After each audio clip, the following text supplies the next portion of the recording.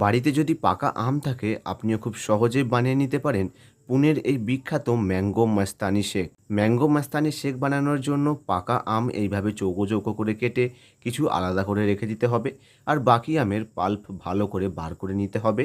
এখন একটা মিক্সি জারের মধ্যে আমের পাল্প, চিনি আর দুধ দিয়ে শেক বানিয়ে নিতে হবে। এই ম্যাঙ্গো মাস্তানি শেকের মধ্যে শুধু আমের শেক থাকছে না, থাকছে আইসক্রিম আর ড্রাই ফ্রুট। এইবার গ্লাসের মধ্যে প্রথমে আইসক্রিমের একটা লেয়ার দিয়ে দেব, আর এখানে আমি ভ্যানিলা আইসক্রিম ব্যবহার করেছি।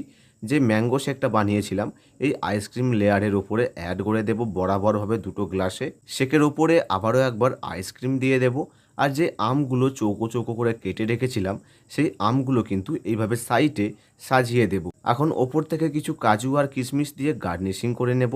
ব্যাস, তাহলেই খুব সহজেই তৈরি হয়ে যাবে পুনের এই বিখ্যাত ম্যাঙ্গো মাস্তানি শেক। এই ম্যাঙ্গো মাস্তানি শেক বাড়িতে একবার বানিয়ে দেখতে পারেন, গরমের সময় সবার খুবই ভালো লাগবে।